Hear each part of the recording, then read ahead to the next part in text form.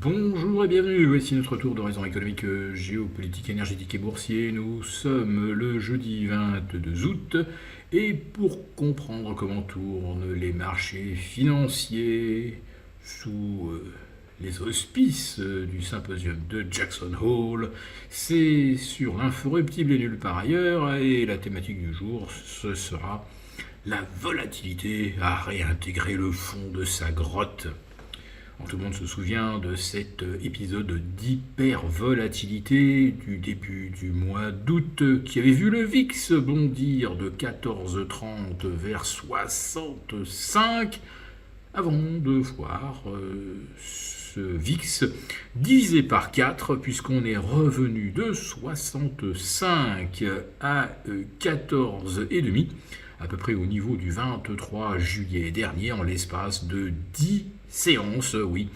Les banquiers centraux se sont évidemment penchés sur les difficultés des marchés, les ont alimentés en liquidité et la soudaine absence de cornes d'abondance du carry trade de début août a pu être ainsi compensée et la volatilité écrasée puis ramenée au fond de sa grotte comme une sorte de méchant lézard qu'on aurait reconduit jusque vers l'ombre dont il n'aurait jamais dû sortir. Alors, c'était un problème nippono-japonais, nous l'avions dit. La volatilité avait surtout explosé au Japon. Le carry trade, eh bien, c'est là-bas que se situe son origine. Et c'est au Japon que les fonds qui opéraient avec de l'effet de levier sur le carry trade ont connu de grosses difficultés, plus quelques fonds européens ou américains qui étaient vendeurs de volatilité de façon structurelle pratiquement depuis 2016, depuis que la Banque centrale du Japon avait instauré la politique non seulement des taux zéro, mais pendant plus de 6 ans de taux négatifs.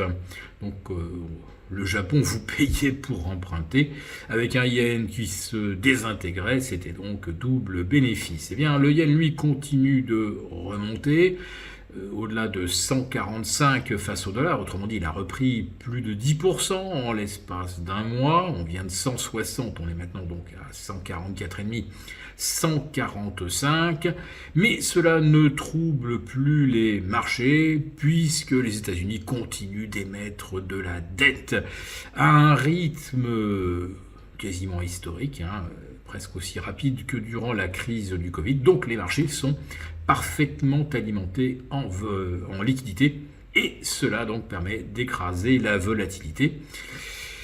Et on l'a vu donc, 10 jours de contraction consécutive de la volatilité. Et aujourd'hui, on s'apprête à observer la 10e séance de hausse consécutive sur une série de 11 sur les indices US, avec un S&P revenu quasiment au sommet ou à moins de 1% dans son record absolu.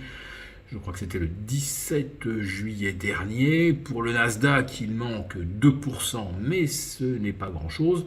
Tout ça pour dire que à 1 ou 2% près, on se situe effectivement dans une configuration de potentiel double sommet historique du S&P sous 5006, du Nasdaq un petit peu en dessous des 19 200 pour le Nasdaq 100, je précise bien. Quant au CAC 40, eh bien là, il en manque encore, puisqu'on est à 7550 et on est à plus de 3% des sommets. Et pour l'Eurostoxx, qui vient de se repositionner au-dessus des 4009, on est également encore à 4% des plus hauts. Preuve que c'est bien aux États-Unis que les indices sont soutenus presque de façon évidente par la Fed, dont on attend évidemment un discours accommodant demain. Jerome Powell sera le le pôle d'attraction, d'intérêt de la séance de vendredi.